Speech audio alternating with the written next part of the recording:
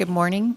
I would like to call this meeting to order, this special meeting of the Douglas County Board of County Commissioners. I will be conducting this meeting as Chairman Rice is under the weather, but we are pleased that he's able to join us remotely. Hope you feel better soon. Thank you. We will begin with Pledge of Allegiance, which is, as luck would have it, my turn. So please join me in the pledge. I pledge allegiance to The flag of the United States of America and to the republic for which it stands, one nation under God, indivisible, with liberty and justice for all.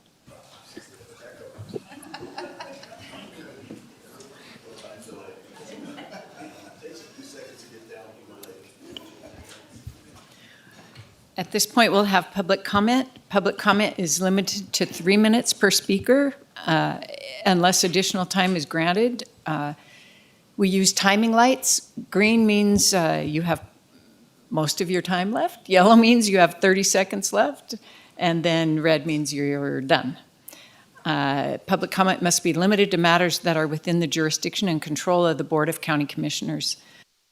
So today we just have one agenda item on the budget, but we will take public comment on anything that is within the jurisdiction and control of the Board of County Commissioners right now, and then we will have public comment on our action item later.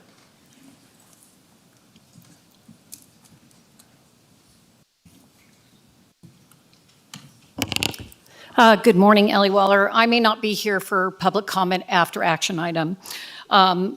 I want this front and center. The Prosperity Center remains in the funding profile for $30K. Why? Really, is Douglas County benefiting?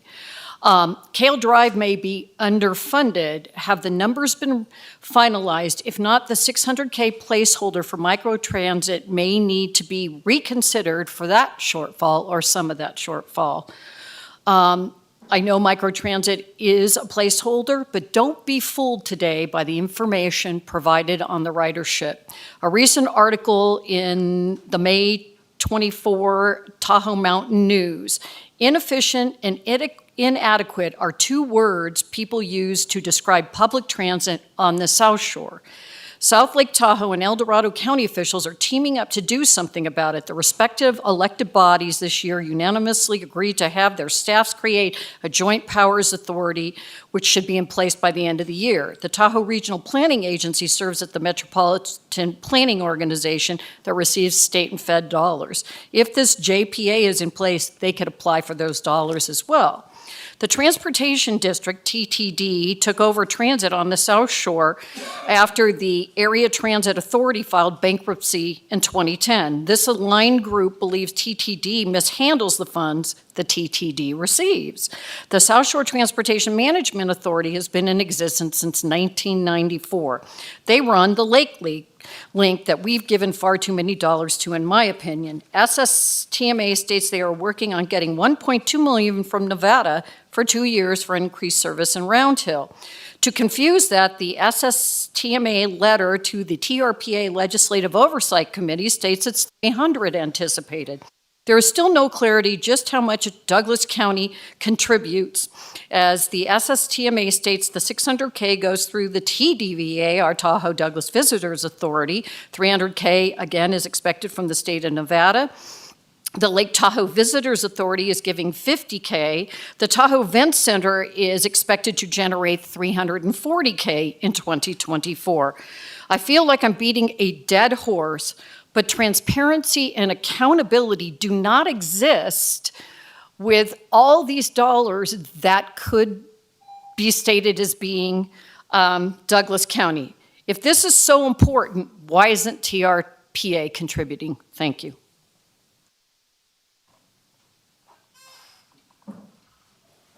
Any other public comment? All right, thank you. At this point, I'll ask for approval of the agenda. So moved. Second. It's been moved and seconded that we approve our agenda. All in favor? Aye.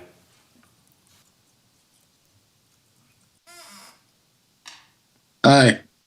passes unanimously. Thank you, Chairman Rice. Then we will move into our administrative agenda, for which we have one item. For possible action, discussion to approve the fiscal year 2024-25 final budgets for all Douglas County and Douglas County Redevelopment Agency funds and the towns of Gardnerville, Minden, and Genoa funds. Discussion may include a general overview of all facets of the Douglas County budgets, general fund, debt service fund, enterprise funds, internal service funds, capital project funds, redevelopment agency funds, town of Gardnerville fund, town of Minden fund, and town of Genoa fund. The towns of Gardnerville, Genoa, and Minden will present their final budgets.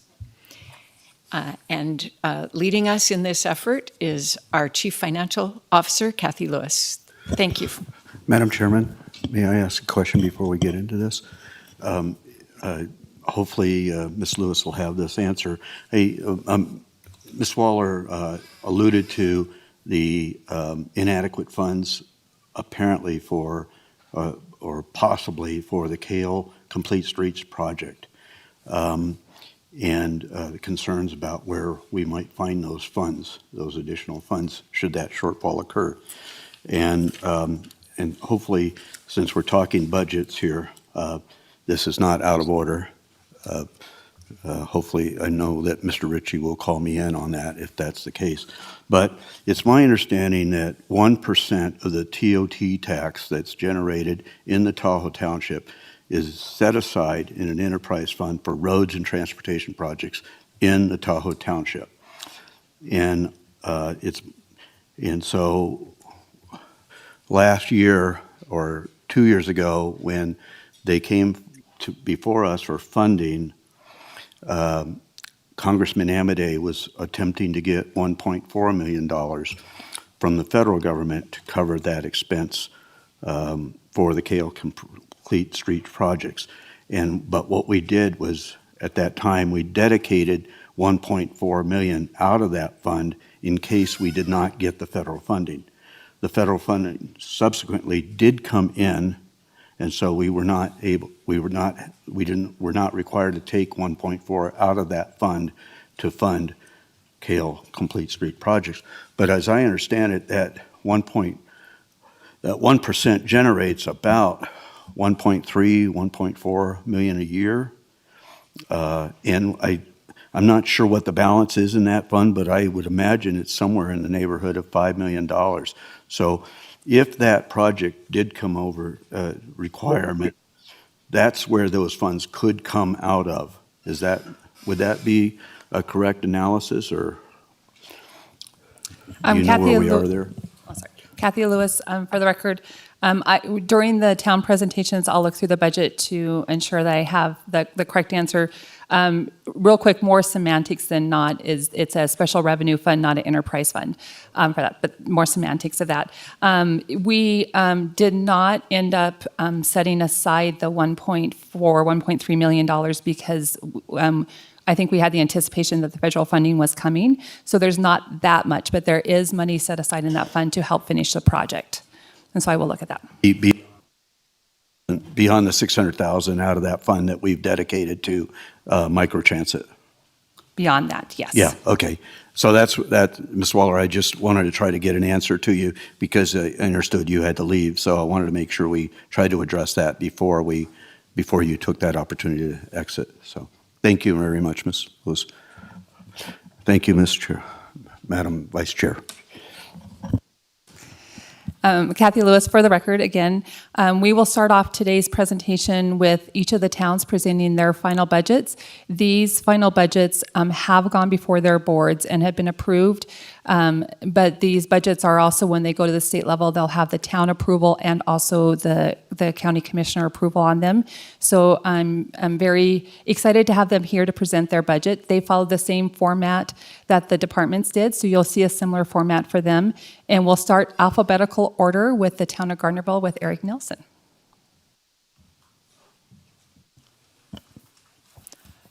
Welcome, Mr. Nielsen.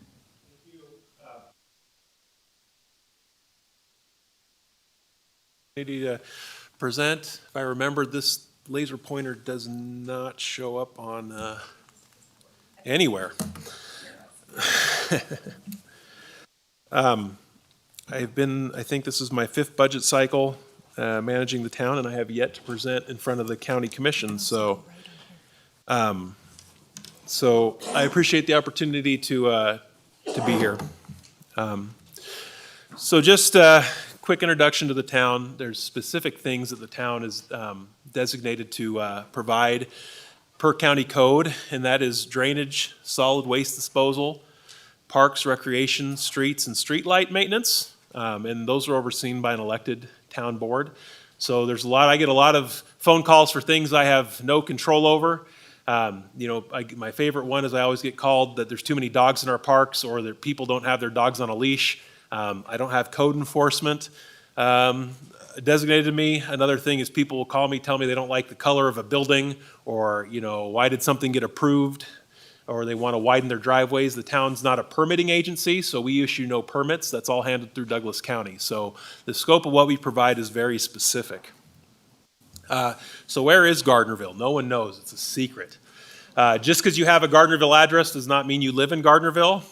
So we start basically at the Frontier Building on Main Street and go down to the 7-Eleven.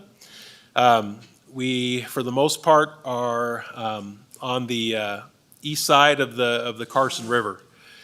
There's a lady way out on Borda Way, which is east to East Valley, and whenever I post something on social media that, hey, the town's working in Chichester today, we're fixing roads in Chichester, she says, oh, Gardnerville, quit wasting your money in Chichester and when are you going to come fix Borda Way? And it's like, well, never, because Borda Way's not in the town.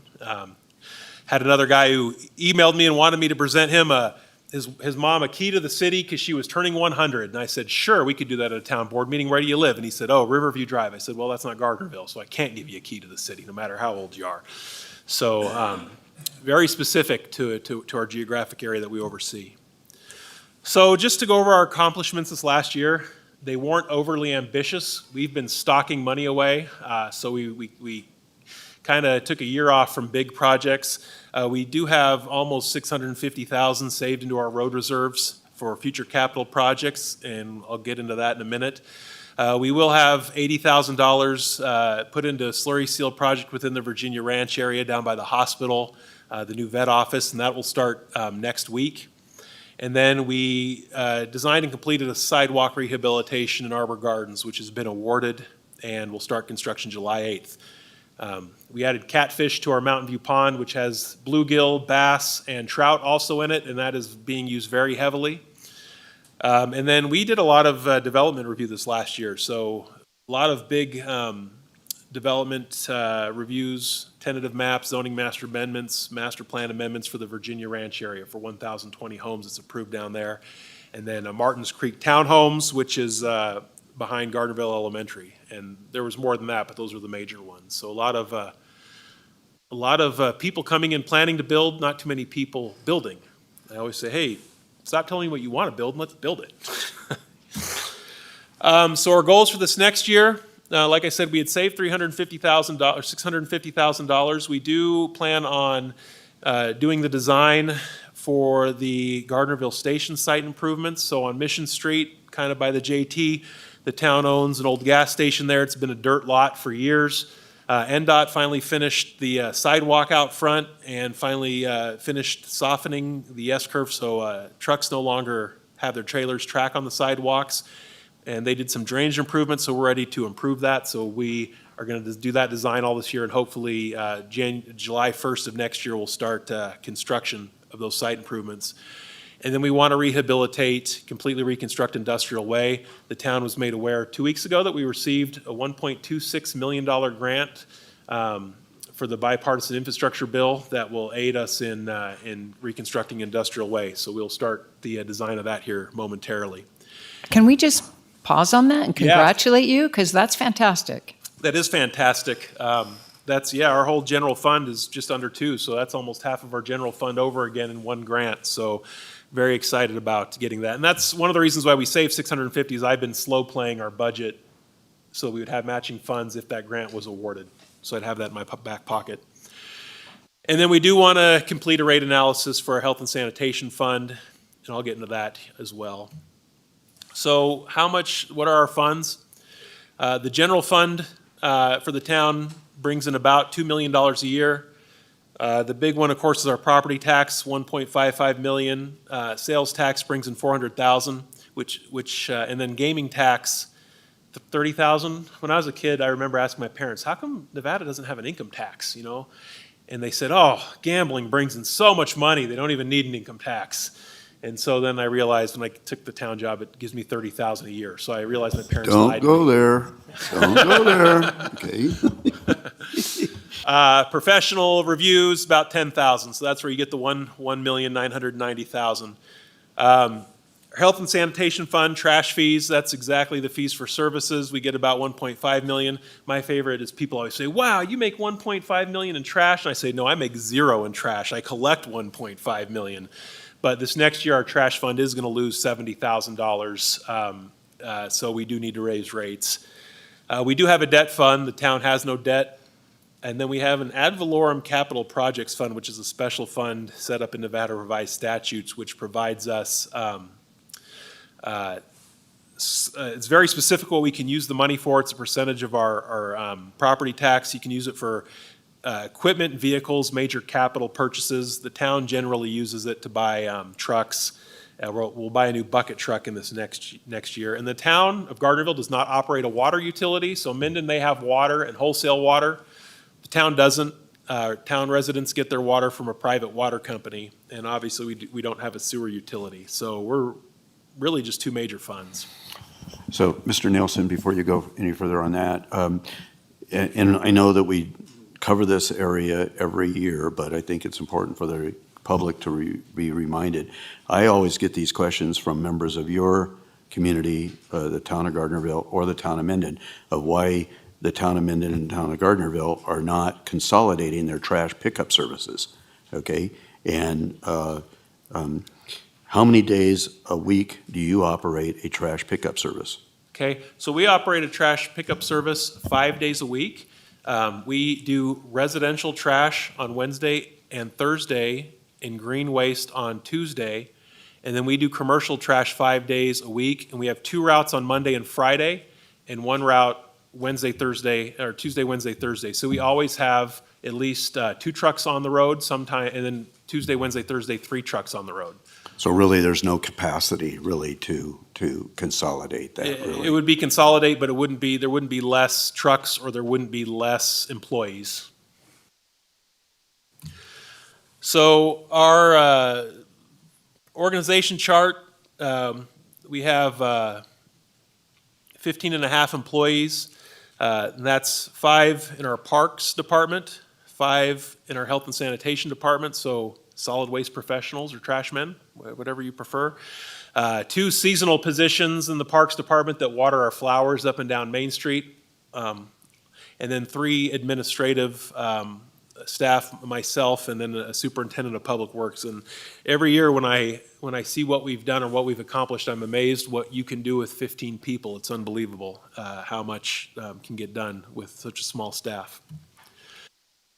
So solid waste revenues, we did do a 12% increase January 1st, 2022, and an 8% increase in July 1st, 2023. So we will be looking, I was directed to prepare an increase here in 2 years, or 2 years from the last increase. Like I said, we're projected to lose $70,000 this year in our health and sanitation. The big ones are salaries and benefits have gone up quite a bit. So you can see just since we did the last rate increase, 27% increase. I will say 2 years ago, the town only had 2 of our 5 sanitation positions filled, and people left all the time. 1 year, 2 years ago, myself, I did 39 trash routes. I have my commercial driver's license just to keep the trash picked up. So yes, we gave an 11% increase and then a 4, but I'm fully staffed now for the first time in years. So I appreciate that. So yes, it did go up, and people say, are you paying too much? All I know is that 2 years ago I had 2 out of 5 positions. This year I have 5 out of 5, so much better as far as what we're able to get done. Carson City increased their landfill fees from $56 a ton to $64 and then to $72. So what we used to pay just this last year, solid waste fees, just to dump our solid waste, went up 55,000. And then green waste is a big one. It used to be free. You used to take it to Bentley and they would compost it. But they now charge, I think, $55 a ton, and Carson City went from $24 a ton to $72 a ton. And realistically now, they don't recycle it. The green waste goes in the same trash hole as your municipal solid waste. So there's no benefit, no cost savings to the town to operate green waste. Minden changed their code last year. In county code, it says we'll offer it for free. There used to be a big cost savings. Minden changed theirs to that they might consider charging, and the town board will have to consider if we want to start charging or even offering a green waste service. And our trash trucks have gotten old. We haven't replaced them as we should have, so our maintenance on our solid waste trucks have gone from, $70,000 a year up to now the $125,000 a year pretty consistently. So general fund, you can see this year, our property tax estimates have gone up quite a bit from 1.42 million to 1.55 million, which is a huge increase. My first 4 years as town manager, there was one new home built in Gardnerville, so one home in 4 years. So I know you guys hear on a county level about runaway growth. We can handle one home every 4 years, where we're equipped. So this last year, I think we had 22, which is, boom town for Gardnerville, but realistically, even 22 homes in a year, I wouldn't consider runaway growth when we have almost 1,900 homes total. Sales tax is flat, and sales tax concerns me. $400,000 a year is about $33,000 a month we need to bring in for sales tax, and this year we were above that. In the last 2 months, it's been $26,000. So we're missing it by $7,000 a month, which over a year that adds up. So the state projects flat sales tax. I hope that's true, but I'm concerned that our sales tax will falter if it keeps going the direction it's going. So just the last thing I want to leave the board with, we maintain 25 miles of road. If your pavement life of your road is 25 years to 35 years, realistically the town needs to be constructing 0.75 to 1 mile of roads a year to keep up. We've reconstructed 0.33 miles in the last 10 years. So if you look at it, we're completely out of whack. The math just completely doesn't work. And so I try to stay positive about this. I let the board know, day to day, week to week, we can meet our bills. We have nice equipment. We have good trucks. But the roads, it's complete. I need double my budget to even kind of give lip service to roads. Not to be negative, but there will be a point when in town we will be driving on dirt roads. It's impossible at this rate that we won't. I love not having an income tax. I love having the second lowest sales tax rate in the state. And I know you guys are under a lot of pressure for no tax, pledges or no tax increase signatures, but I don't know if that's really what is in the best interest of the town as we are falling behind on our infrastructure. So with that, I can take any questions that the board may have.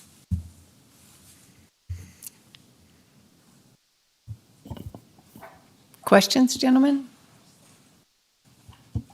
Okay, thank you. All right, thank you.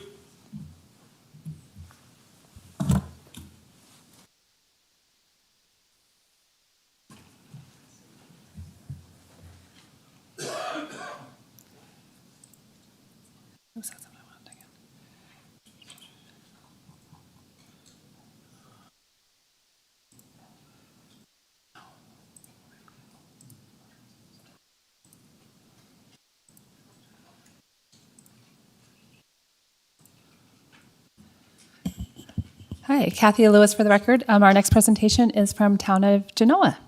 Oh, Himmel. Do I just click off to the side? Or the arrows? Okay, thanks.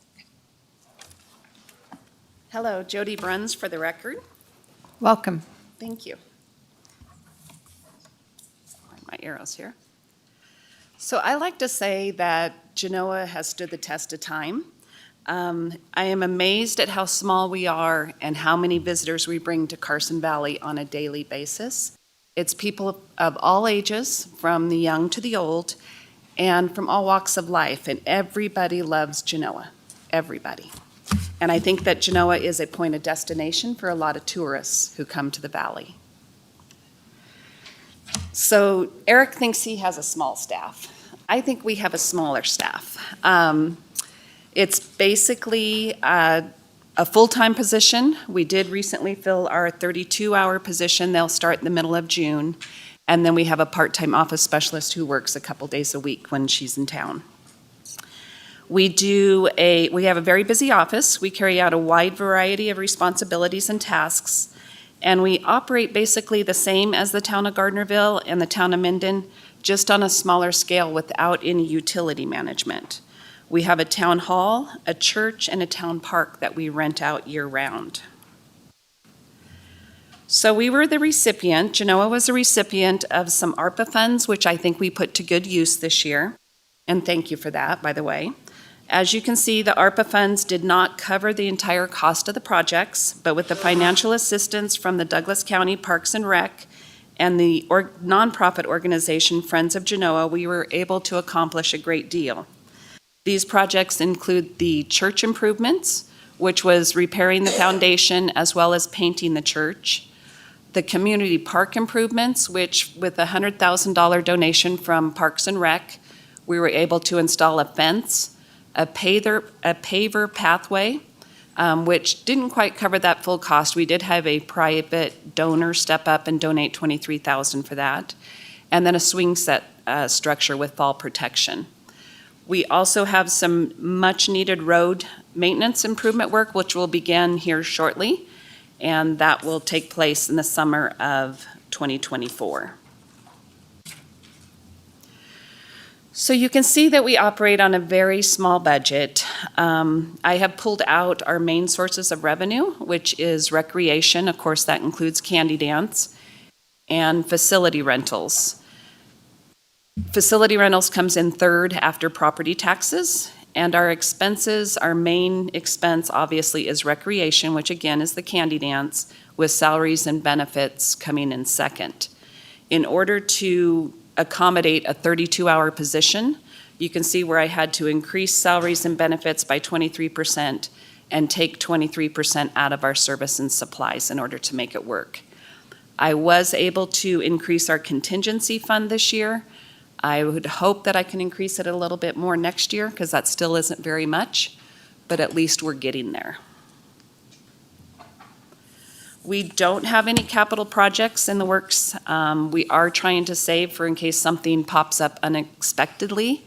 We do plan on putting a little bit of money back into construction reserves. The nonprofit organization Friends of Genoa will be reimbursing us for some of the foundation work that was done on the church, but until we have that money in hand, we can't count on that. So with this slide, I am not saying that the sky is falling. What I am saying is that the ceiling is becoming lower and lower each year. You can see in the first graph, I have, for the last 6 years, shown how much our revenue expenses were for Candy Dance. And we're holding our own, we're doing good. But if you look at the second graph, if I take Candy Dance out of the equation, you can see that the town of Genoa would have a huge deficit. And if we ever can't have the Candy Dance, and I know that happened in COVID, that worries me. I don't know if we'll make it. And I would hope that the county commissioners, should that day arrive, would do whatever it takes to help keep Genoa the quaint, sweet town that it has become over the years, because we cannot make it on our own without our recreation. It just won't happen. So I don't mean to be a Debbie Downer there, but that's the truth. And with that, that's our budget.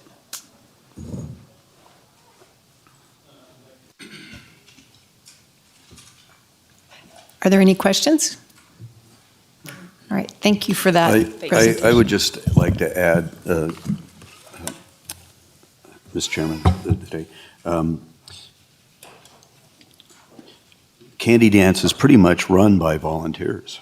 If without I mean, volunteers, without it would not volunteers, take you wouldn't be place. able to run it either. That's okay? correct. And so I think it would be improper for us to not recognize that that's not paid staff that's actually bringing in that income. It's mostly volunteers. And I believe so, about 175 volunteers.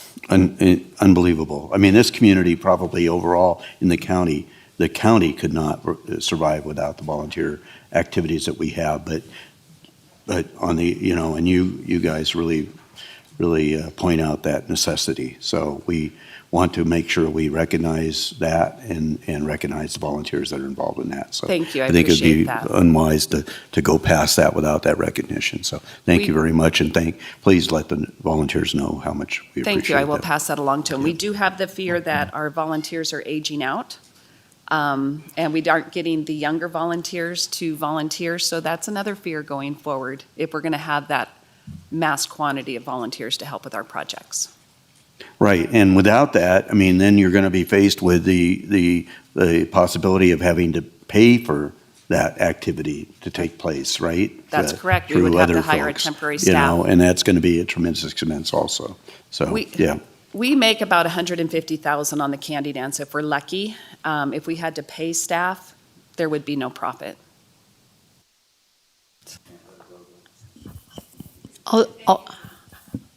I'll just second what you said about Genoa. It is a gem, and it is something that a place residents enjoy being, and I am sure that it is a factor in the tourism and the visitors that we draw. So, thank you.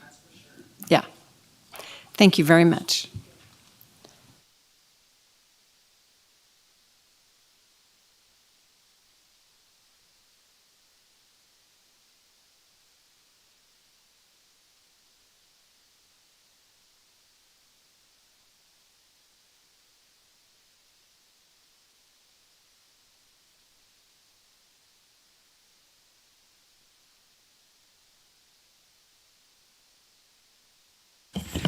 Kathy Lewis for the record. On our last, but certainly not least, just last in alphabetical order is Town of Minden.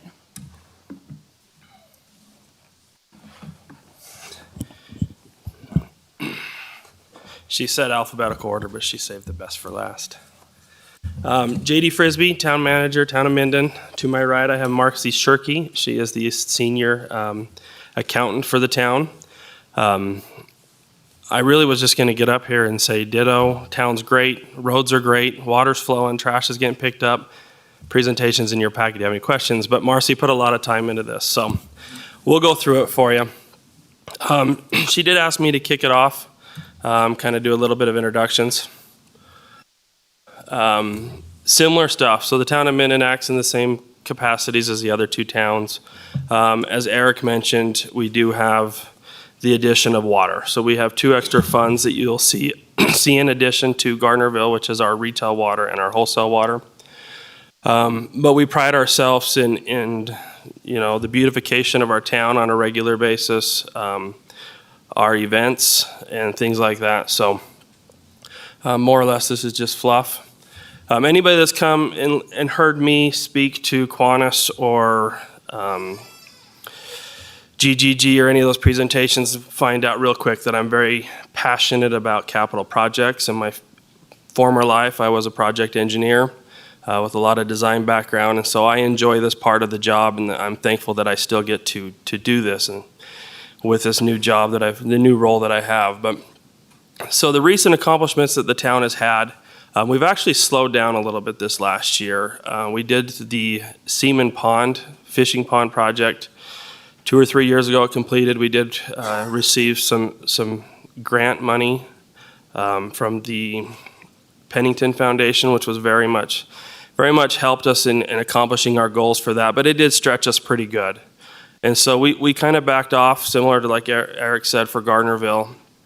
So last year was a little bit more quiet than what we're used to, but we did finish the pavilions that had been slated for a long time in our capital improvement plan at both Jake's Wetland, which is a walking trail at the end of the Martin Slough Trail to the north, and then the pavilion at the Westwood Park, which is, a lot of people know it as Ironwood Park. It's there behind the theater by the MGSD plant. And we've done a lot of work over there with the playground equipment and restroom facilities as well. Marcy's been successful in a trash rate analysis. As Eric mentioned, we've seen a huge increase in cost, both on the salaries and benefits, but also at the landfill. And so we had to kind of regroup and see how we could manage the shortfall that we had and then also plan for the future. And so we were very successful in getting that through the board. Wholesale rate analysis, and that's part of, we work with your staff along with Carson City and Indian Hills, and the 4 groups came together and figured out what was best to make that work. We were at the end of what we had agreed with in our wholesale agreement. We had out to 5 years of rate increases, and it ended last year. We didn't do any increases this last year to see how it went. We found a few holes that we needed to patch, and so we felt that was very successful. Our trash and parking ordinance updates, I was in front of you here not too long ago to get those approved. We appreciate your help and assistance in getting that done. And then well rehabilitation, that's another thing with our wholesale group that we've worked on.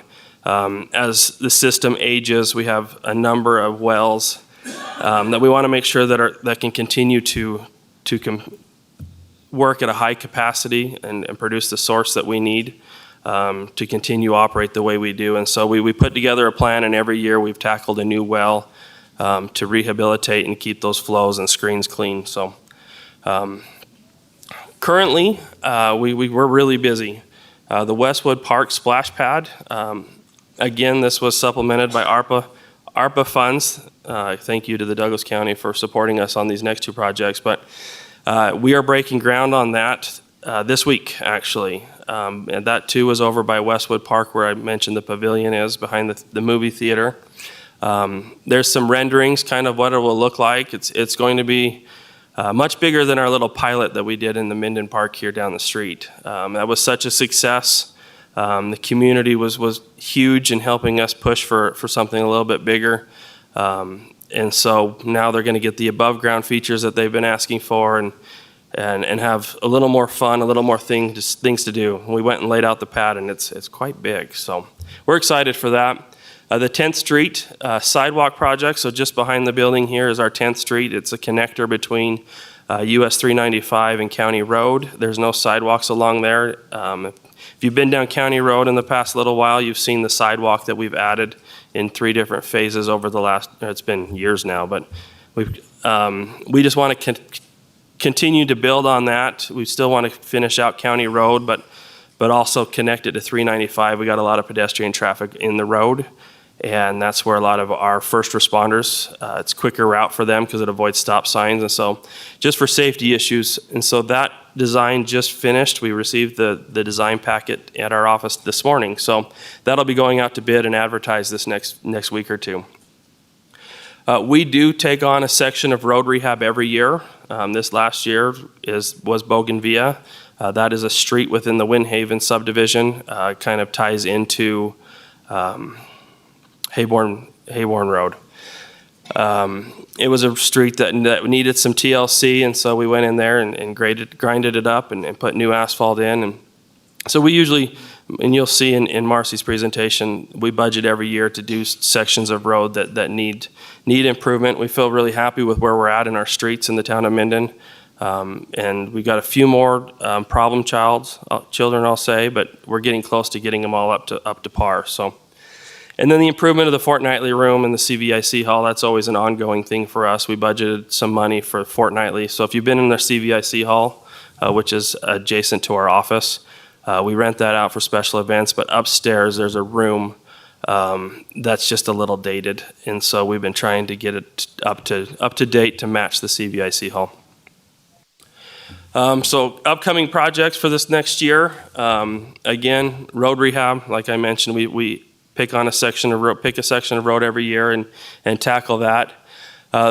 The ranch of Gardnerville Well, that's an old name for this subdivision. It's now Hayborn Meadows for most people, if you're familiar with that. It's the subdivision that's going in from Buckeye all the way into Gardnerville, where their new pond is over there by Gilman. Capital purchase of a dump truck. Jake's Wetlands Improvement, that's our next big park project we're going to take on. Just needs some TLC over there. The willows have kind of inundated everything and tore up our trail. So now with the Martin Slough Trail and all the new traffic that we see there, we just want to make sure we give it the attention that it needs. And then the Minden Park gazebo sound system. If you've been to any of our events, we do have some wonderful events that go on in the park. Unfortunately, our sound system's been lacking, so we've been hiring out DJs and some portable systems. So we're hoping to get that accomplished this year. As far as our personnel goes, here's our chart. We have just under 19 full-time employees. You have the town board, elected town board of 5 officials like the others. Myself, and then below me is our accountant senior, Marcy to my right. If you go down the left side of that is our administrative group, and they're the smiley faces you'll see when you walk into our office. And also part-time maintenance positions that work out of the CVIC hall. So they do all of our openings and closings and janitorial. On the right is our public works. We have 2 full-time sanitation positions or trash guys. We have 5 maintenance specialists currently, and then on the very far right, you'll see our water team, which is 3 utility techs. With that said, I will turn it over to Marcy to really dive into the budget. Thank you. Marcy Shirkey for the record. The town of Minden has 6 funds, including the town's general fund, 2 capital projects funds, and 3 enterprise funds, which account for the town's trash and water services.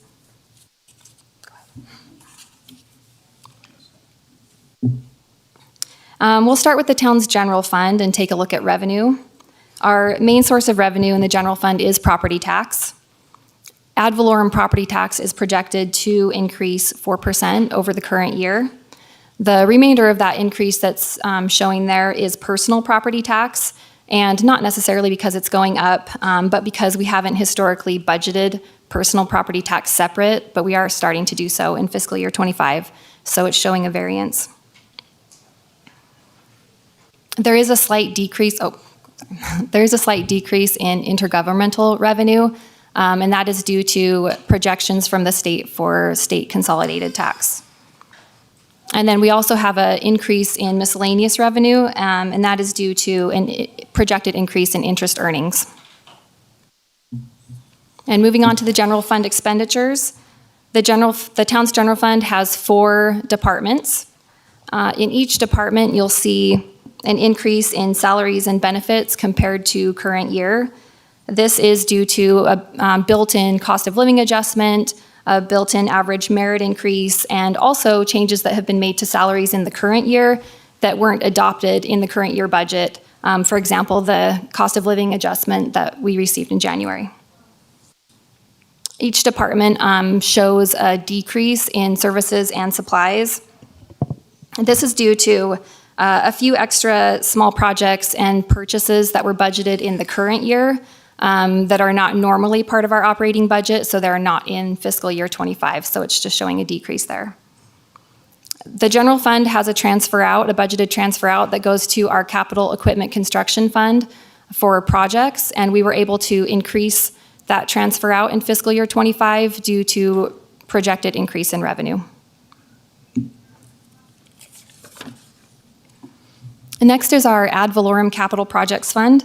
Our main source of revenue in this fund is the distribution from the state of ad valorem tax that Eric talked about for Gardnerville. And there's a projected increase there. We also receive interest earnings in this fund, and so you'll see an increase in miscellaneous revenue. On the expense side, we do have 1 budgeted capital project in this fund, and it is the Minden Park gazebo sound system upgrade. Our other capital projects fund is our capital equipment construction fund. In this fund, we have 2 sources of revenue. Our main source is the transfer in from the general fund, and then we do also receive interest earnings in this fund. And on the expense side, we have 3 budgeted projects. The remainder of our budgeted projects outside of our enterprise funds are here. It's our road rehab, the purchase of a dump truck, and the improvements to Jake's Wetlands. Now moving on to our enterprise funds, we'll start with trash. We do have a projected increase in trash revenue based on new rates that were approved by the Town of Minden Board in January. We also have a small increase in miscellaneous revenue, which is interest earnings. On the expense side, you'll see the same increase in salaries and benefits in all of our funds that have salaries for the same reasons, the cost of living adjustment and the merit increase. In services and supplies, we did budget an increase over current year to account for the increase in landfill and recycling costs, as well as the purchase of trash cans and dumpsters so that we can keep up with new homes. And there are no budgeted capital purchases for fiscal year '25 in trash.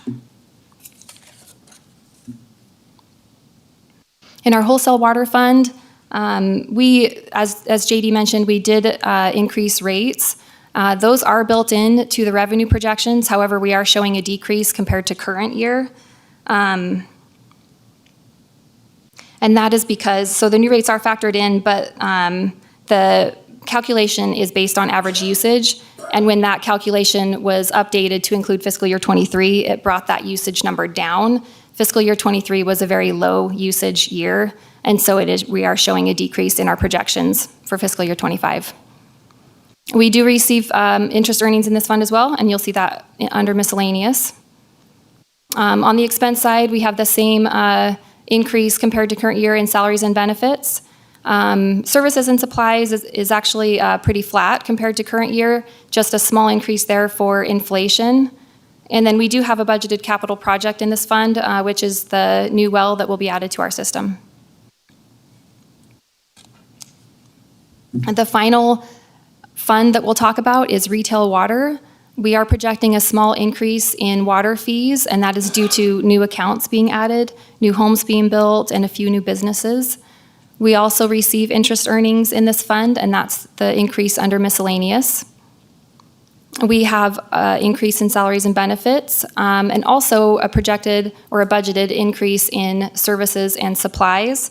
And that is due to a built-in purchase of water meters so that we can keep up with those new accounts, those new homes. And we have no budgeted capital projects in this fund. And that's it. Thank you. Are there questions for Ms. Shirkey or Mr. Frisbee? Okay, good presentation. Thank you very much. Thank you. Could we have a quick break? We'll take a 5-minute break. Actually, let's convene like at 5:02.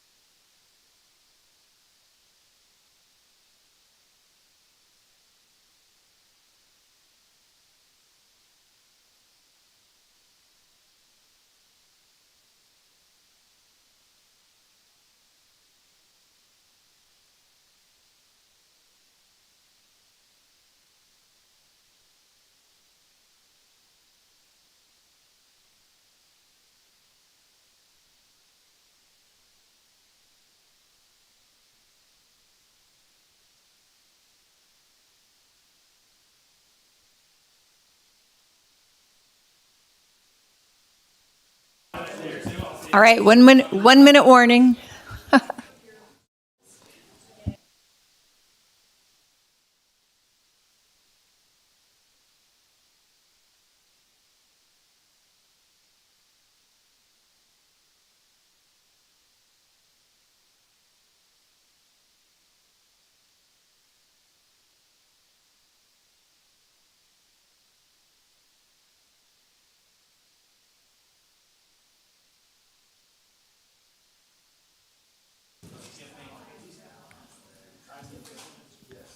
All right, we'll reconvene and turn it over to Chief Financial Officer Kathy Lewis.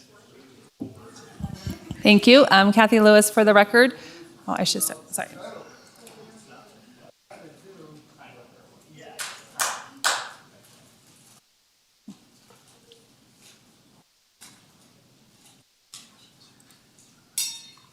Okay, now I will start, and now that I have that up there. Again, appreciate the towns coming to present. I think all three of them are such gems to our community, so it was nice to hear them present. And we are here at the final budget hearing. So the budget is a big piece of what we do in government, and we've had a lot of discussions in the past couple of months. So here we are to wrap it up. This is the same slide that I've shown at all three of our sets of hearings or our budget things, and to highlight where we're at on May 20th. This is, just because I find it a little bit funny, is this is the only required hearing per NRS that we have. They only require one budget hearing, and it has to happen between May 20th and May 31st. So this is a required hearing. The other ones were not required by state law, but needed. And then required that we adopt a budget and submit to the state on their state forms by June 3rd, the final budget.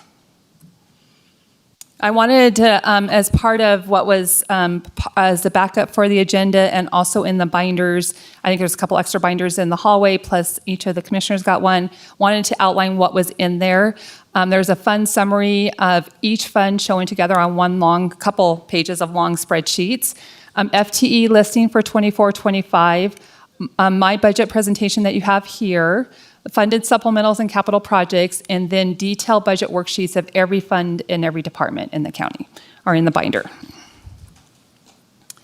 I wanted, this is the, if you remember, right, I'm gonna just change this real quick.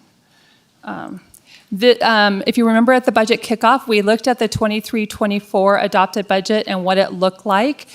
So for 24-25, what I'm hoping at the end of this, that we adopt a budget for $247,640,062, and this includes all funds, including the town's redevelopment funds, debt service, capital projects, internal service fund, special revenue fund, and general fund. The percentages didn't change that significantly between what percentage of the total fund was our total budget was the general fund versus the other ones. And then looking at revenues, and I will point out too, sorry, if you're looking at this, I showed that again, by revenues, total of our budget, 41% of all our funds come from taxes and intergovernmental. And as a reminder, in intergovernmental, the majority of that is the sales tax or the state consolidated taxes. If you're comparing and looking at miscellaneous or other financing sources of $12 million I presented in 23-24, of course I would present it a little bit different today and break out that other financing sources between transfers in and other financing. So that's that same numbers, just broke it out a little bit differently. In the general fund is $77,473,690. And almost 66% of that comes from property taxes and intergovernmental funds. Then looking at on the expenditure side, again, this is all funds in the county. About 31% of it is salaries and wages and employee benefits. And then looking at the general fund specifically, where almost 62% of the general fund is salaries and wages and benefits. And it is what has been, I think most of my career, that percentage has been about the same and to be expected because the general fund is mostly services, mostly our services to the residents. And so we expect it to be mostly salaries and benefits and salaries and wages and benefits. And then by category, in the general fund only, you can see public safety did increase a little bit of their percentage share. What we adopted the budget that we're in this year was about 34.5%, and then is now 37, almost 38%.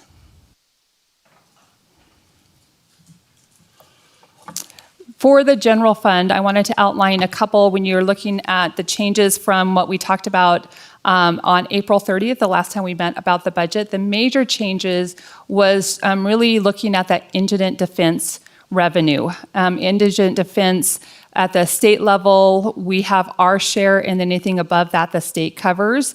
And so we worked with the county manager's office to make sure we had the right amount that we're projecting that the state will reimburse us. And so there was a change in that. And then radio user fees, as they finalized their budget and adjusted the user fees, radio user fees went down a little bit. So can we go back one slide, if you don't mind? I didn't catch it quick enough. Yeah, would you like, I was On going to ask. the expenditure by category, general fund? Yes. Because we get asked about priorities of the board and about, certainly in regards to public safety. I think it's important for us to recognize, I think it's important for us to point out, public safety is our sheriff's department, basically? Correct. Mhm. Okay. And I just want the public to understand that we made a substantial investment in our public safety department, our sheriff's department this last year. And I don't want to gloss that over. I wanted to make sure we recognized that to the tune of around $4 million there, right? Almost. From 25 million to 29 million? Am I reading that right? That is correct, yes. Huh? Yeah, so, okay. I didn't want to gloss over that. I think that's important for our public to understand, that we do take public safety as our, very important to us. Would you like, are you okay with questions as we go along? Okay. So maybe you could, if you happen to know right off the top of your head, I expect that most of that difference is increased salary. Some of it is increased salary. Some of it is the new medical services that we authorized. Are there other points that would explain that increase? I do believe those are correct too. The adopted budget for 23-24, if you remember right, it was adopted right when everything was being finalized as far as the comp study and comp and class study, and then also the contracts. And so these would be changes from the adopted, not necessarily from expenditures, but from the adopted. But you are correct, yes. Good, thank you. And I think what we also recognize there is that when the town of Minden, the town of Gardnerville, and even Genoa indicated their increases in salaries and benefits, that was also due to the classification comp study, right? So, so those weren't really expenses that they had control over. We imposed those upon them because those are county employees. So, Commissioner Tarkanian? I just had a question. The contingency jumped $2 million. Is That is, thank you, I did make a note, that is my mistake, these numbers are flipped. The contingency's a little under $1 million, and the transfers out's 2.9. And so the contingency is 910,000 last year, so those two numbers I did flip in that, thank you. I had that note and started talking right over it.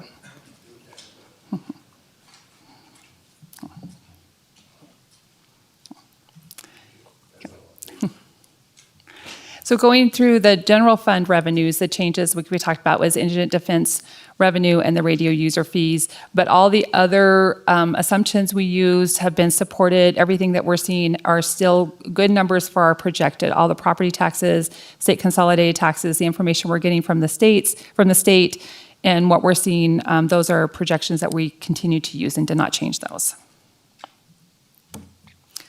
So this is the general fund. I did the difference between the March tentative budget and the May budget update.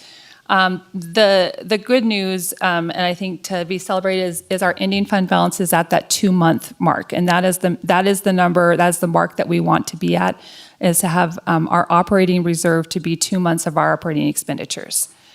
I wanted to outline what in the May final budget update was funded that was beyond service and supplies and beyond salaries and benefits, what was funded as a supplemental. So we did fund, as a reminder, in the supplementals was the county's share of the no-link voter registration database in the clerk's office, the Recon medical contract for medical services in the jail, the Tahoe Douglas area plan update. We did fund radio and vehicle purchase or replacements for safety and security of our employees and our equipment. And then what has changed from April until this date is we do have $40,000 in the general fund budget for a CAP facility improvements to start looking at that.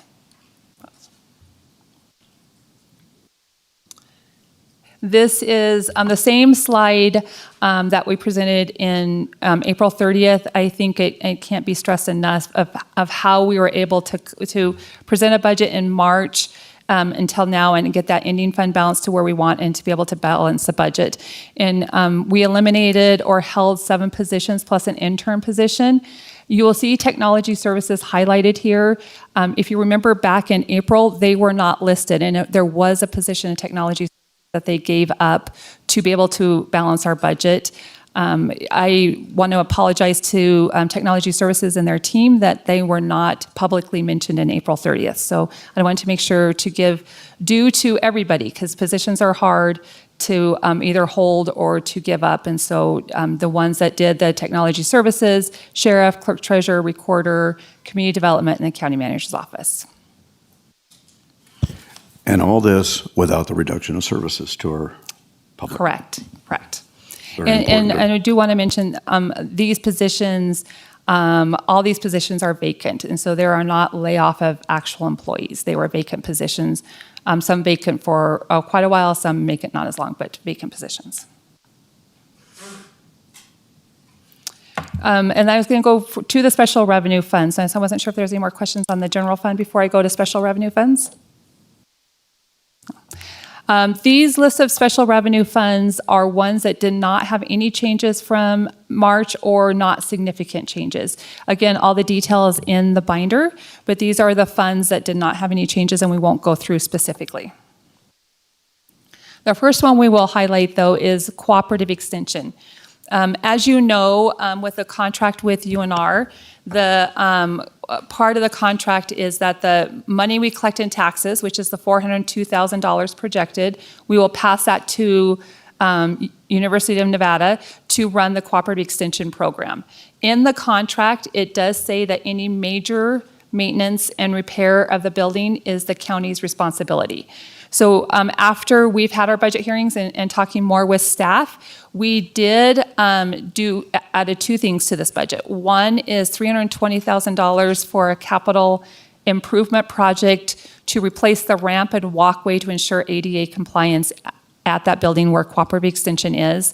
And then we also wanted to put in $20,000 into major maintenance and repair to have a budget there in case the county needed to do anything to the building in the next year.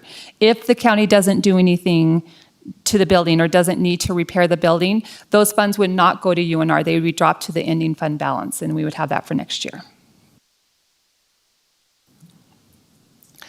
The next update is in the room tax fund. The updates we did was in the budget, we actually, for the capital projects that we budgeted right here were the paid parking program at Zephyr Cove and Wattell High School, the all-inclusive ADA accessible playground, the fairground lease feasibility study, public art pad, indoor equestrian center feasibility study, fairground improvements, and winding of 88 at Dangberg. I will tell you, and I know we have community development, I know we have Brooke in the audience, what I've heard them say is that these capital projects will not be started until they ensure that the room tax funds are coming in as projected. If the room tax funds are less than projected, then these projects would not be started, would not go this year. So we'll build them into the budget in anticipation that our room tax number is good, but if it's something is different, then they will hold off on those until they know. And then also what we talked about in April. Okay, I'm sorry, I didn't mean to interrupt you. However, the paid parking program at Zephyr Cove and Whitell High School,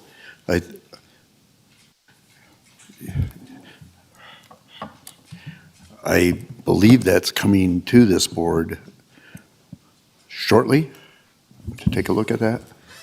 Brooke Ady, Director for Community Services.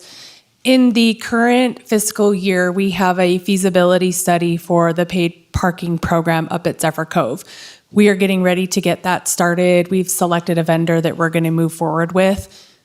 These funds that we're seeking for next year's CIP is to actually implement a full program. What we're doing right now is a pilot program. It's a temporary program to address parking needs this year. Next year, we are asking funding to implement the entire program. Got it. Thank you for the explanation. And while you're there, just another word about the accessible playground. Is a location chosen for that? Brooke Ady, Director of Community Services. We have had some discussions about a possible location. If these funds are approved, this project will go before our Parks and Rec Advisory Board. We'll reach out to some groups to see, get some feedback on what would be the most appropriate park. Right now, we have had some discussions about Stodic Park. Parking is pretty close. There's accessible pathways to get to the bathrooms, so there will be more discussion on that. Good. It'll be at an existing park, and it will be additional equipment, playground toys and such that are that work for accessibly challenged individuals, right? Yes. So the company that we have worked with, which is Great Western Recreation, they design playgrounds that are all-inclusive and accessible. The footprint would be bigger. It would replace an existing structure. It would have activities for wheelchair accessibility for kids with some sensory deficits. So it will be all-inclusive. There are like 7 keys that they try to incorporate into it. So that's exciting. Thanks. Very exciting. Commissioner Tarkanian? All right. Thank you. Thank you, Brooke. Okay, so going on, and this will lead into the question that Commissioner Gardner had at the beginning of this hearing, is the change we have in the TDTD fund is the fund, the Lake Parkway Mill and Fill project. These are funds that we've been setting aside for that project, not a specific project, but setting aside so we would have. It's a specific project, sorry. Setting aside funds so we'd have when it's ready. This is the one where in the service and supplies piece of it is the money set aside for the transit when that comes forward, but then also money set aside also to help with the Kale Drive project. The next one is stormwater management. What we built into the budget since you last saw it was $125,000 for the Johnson Lake Flood Mitigation Detention Basin project.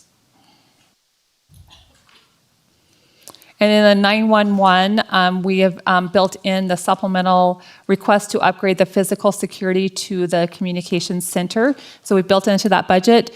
Other changes you'll see are changes to user fees as they finalize that budget. That budget is supported with room tax and then user fees from the fire districts, our sheriff's office, and Alpine County and the tribe. In internal service funds, there's 3 internal service funds, 2 risk management and the self-insured dental fund. There have been no changes since they were presented in March. For the third one, motor pool, the changes in the motor pool fund have to deal with any supplementals that included a vehicle. And so when the supplemental is funded for the vehicles, it affects the internal service fund of motor pool.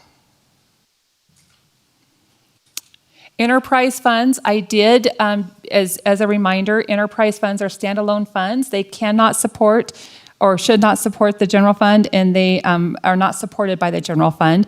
So I combined all 4 enterprise funds into one summary of those changes. So what was built into these budgets were supplementals and any capital requests that they had in those funds. And they are supported by the user fees in those funds. I did the same thing for the capital project fund. I combined them all into one slide. And so we have 5 capital project funds. The changes, I didn't change that word, sorry. The changes to the capital funds consist of budgeting capital projects for the elevator maintenance and the Justin site improvements.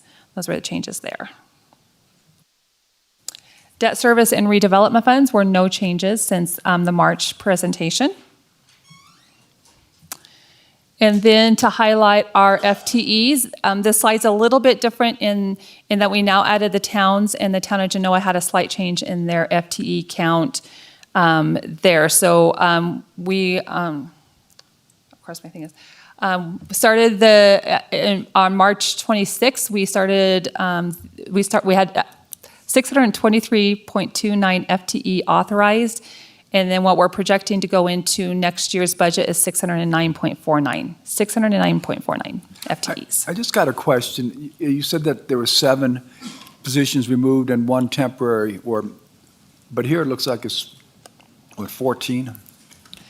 7 of them, you're right, I did not outline in the slide that I showed, it was to show how we balanced the budget from our March presentation, but you guys had the discussion the commissioners had the discussion, the meeting before our March hearings with China Spring and looking at their budget. So 7 of these are from China Spring. For the whole year, we've dropped 14. That's pretty good. I wanted at our last board meeting that we talked about the budget, the commissioners outlined their priorities, and I wanted to summarize what the discussion was for priorities from the board. And so the priorities that I heard from your guys' discussion was ensuring that all our funding decisions are based on the strategic plan that was adopted. Provide future funding for community grants. In the meantime, we're going to look at see if we can provide any in-kind support. The webmaster position was mentioned by a couple of the commissioners. DART drivers to establish a local and fixed route to South County. Ensuring funding is adequate for Moeller Parkway. Road maintenance funding and looking at it specifically flooding. There's flooding on Tillman, but road maintenance in general. Explore workforce affordable attainable housing. Look for funds for the arts and open space. And as a reminder, these priorities are not funded in next year's budget with the adopted budget. And they're not prioritized. Correct. Okay. Correct. They are just listed. This may be the appropriate place for me to say a word about community grants. I am very happy that we are able to fund the cat shelter. I think $40,000 for the cat shelter. I think that's important. For me, it's more important to fund shelters for abused individuals who need to flee a domestic violence situation. And I understand there is no money in our budget for Family Support Council, which provides that service in our community. But this led to further conversations, which now I have a better understanding of where we are with our community grant program. And I understand that there are some changes that will be looked at to make it a better program and more in line with commissioners' priorities. And I also understand that those changes will be looked at in the coming months. In particular, if we are able to find money, for instance, from a higher than anticipated ending fund balance, we can look at community grants at that time. And we can also make sure that community grants are in line with what this board wants the priorities to be. So I am comfortable supporting this budget as it is with the cat shelter, with that understanding that we'll look at community grants and we'll have discussions about, are there nonprofit organizations that that we might want to support in some measure in the future?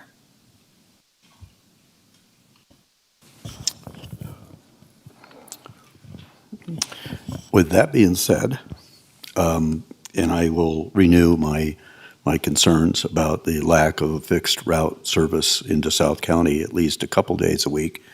Anyways, I'm hopeful that our community services and public transportation department is continuing to pursue those grants necessary to help fund that.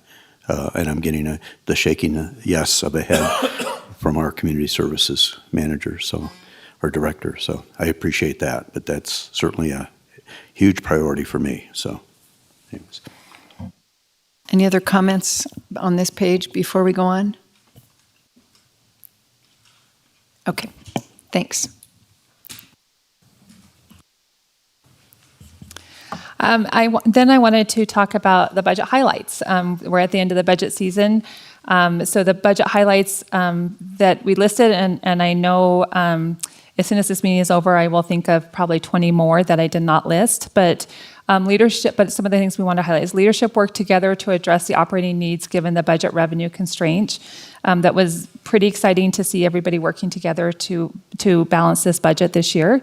Department directors and elected officials presented their budgets to include highlights from their operations in March. The towns of Gardnerville, Genoa, and Minden presented their final budget. All budgets are funded with personnel projected based on the current contracts and policy. The county has strategically eliminated positions that we talked about. The county has balanced the general fund with ending fund balance equal to 2 months of operating expenditures. And with the estimates we have today, Mueller Parkway is funded. And the county has presented I feel, pretty biased, I think, and the county has presented a transparent and clean budget. I'm already there. We cannot, yes, and we cannot let this go unrecognized. This is huge, because when we entered this process a month ago, a little bit more than a month ago, obviously, we were at about a $750,000 deficit, right? And without all of this, we would have had to reduced our what do you call it? Our reserves, right? So we can't just gloss over this. I think it's also important, while we say they're down on that next to the last line, with estimates we have today, Mueller Parkway is funded. I think we need to once again recognize with the public that we have a responsibility by the Park Development Agreement to do 2 lanes of Mueller Parkway by December of 2025, as it is right now, which is not that far away, really. And we're able to do this because of what we've been doing over a number of years, not just this year, without having to bond. And I think that's important for our public to understand, is that we have recognized this legal requirement and have met our requirements in doing that. So I'm looking forward to the breaking of ground on that road shortly. So thank you. We can't issue enough thank yous in this county for what you guys have done and what you brought to us. So. Okay, so my turn. So the funding from Mueller Parkway is all done this year. We're not taking more money out of the transportation budget to fund Mueller Parkway after this year. I will say with the estimates we have today, we have funded, yes. Yeah. I obviously meant the estimates. So one of the problems, the biggest problem I see in this county is a lack of road maintenance, and we need to find another revenue source we've discussed, and we need to talk about that. And we need to make a priority on some of the roads that aren't being taken care of now. Mueller's taken a big hit from us to get this built. As Commissioner Gardner said, we had a legal responsibility to do so. But we also have a responsibility to make sure the current roads are maintained better than they are. So I'm glad to hear we're not going to be robbing Peter to pay Paul after this year, and we can start putting some more money back into those roads maintenance.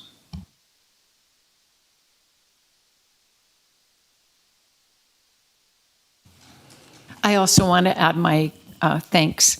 I think it's my sense of things is the department directors and the elected officials, everyone has been very cooperative. There's been a spirit of can do, get the job done, and do it without cutting services.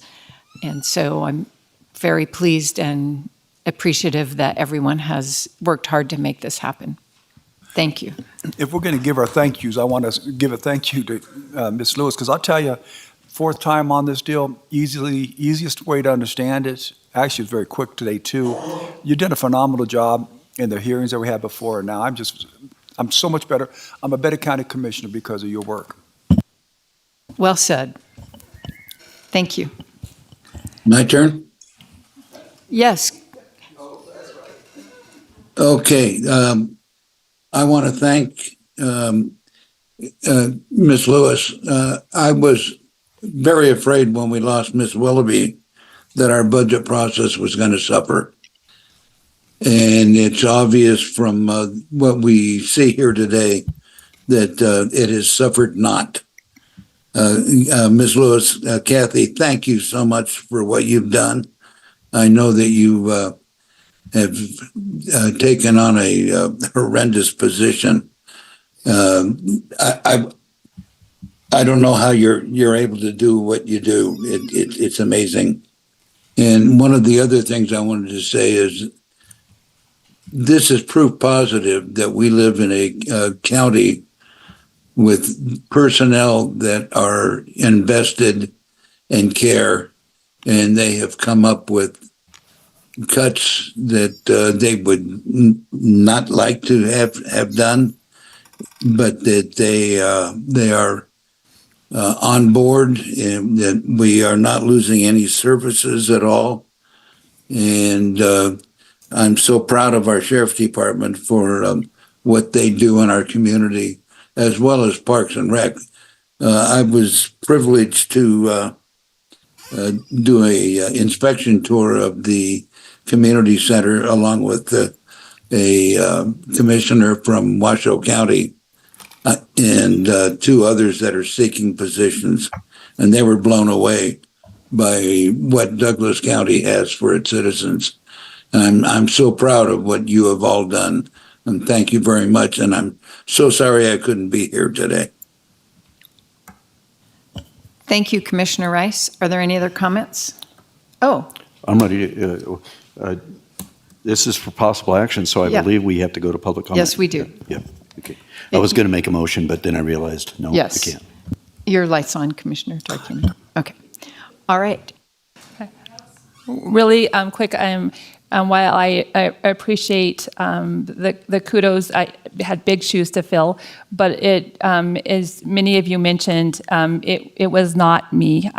Finance is a great staff that have put together a great budget, but then also the work, and in addition to the work of the department heads and the elected officials, everybody working together. I think Commissioner Rice said it perfectly, that we have employees who care and who have created this budget. I was lucky enough to present it to you, but they are the ones that created this budget. So, and that was all I have. So, I will make one comment. I always like to joke that for me, the fiscal new year is almost more exciting than the calendar new year. I think it brings more hope. So July 1st, we start the new fiscal year. Thank you. All right. We will take public comment on this agenda item.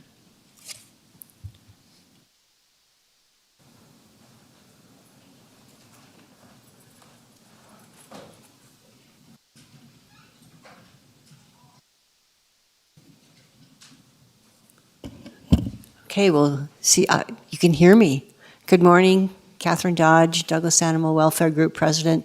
I just want to say thank you so much. And we agree with you. We look forward actually to working with you on helping the DMV victims. We have programs that work with them, and anyway, we agree, our heart's there too. And we look forward to working with you. As you may know, we already have an architect that's volunteering his services to help design this facility. We have a roofer who is volunteering his services to help roof and he also is a framer. He's volunteered that service. So we look forward to working with you as we figure out how to pull this together with a community that is so generous, and we appreciate your support. Thank you. You're welcome.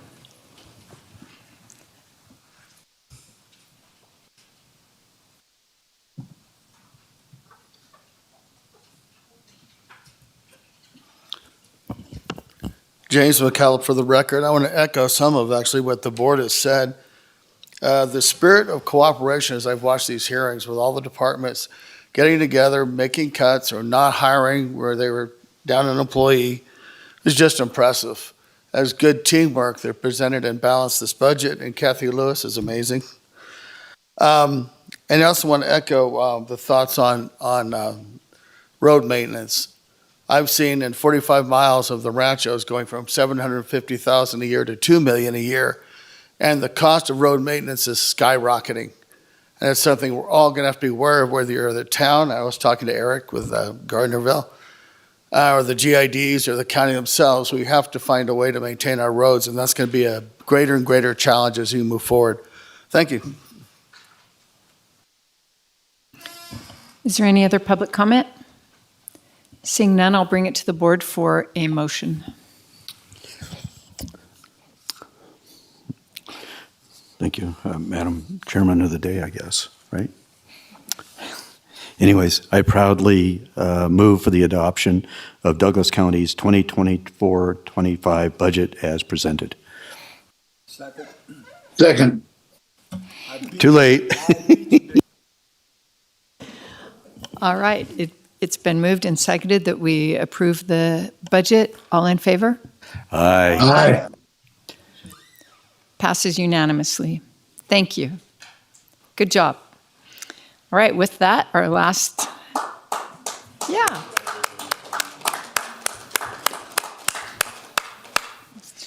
Our last agenda item will be closing public comment.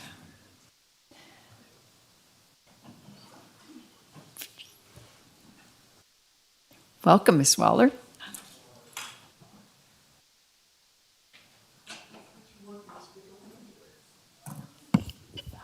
I didn't know how long it was going to take. Good morning still. Ellie Waller. Today I want to talk about the topic called first readings. I think I have a better understanding, but I'm requesting a staff presentation on NRS requirement and how Douglas County interprets that first reading, and understanding from each of you board members what you think of first reading. The county may believe that the intent is met, but I, like the public, two of us have weighed in recently, that this should be an action item for public discussion. First readings provide you as a board a preview of upcoming issues that may arise with projects before the second for action. I'm not asking that there be a vote, but that a presentation be made by applicants. It'll also provide you time, as well as the public, to inquire of staff, visit a site. My opinion, currently the public and your board do not receive enough information before. Instead, the public gets 24 to 48 hours most of the time to see the applicant's presentation. How is that fair? We don't get the opportunity, me personally, to provide comprehensive comments if I don't know what to ask about the project. Thank you. Thank you. Is there any other public comment? All right, we are adjourned.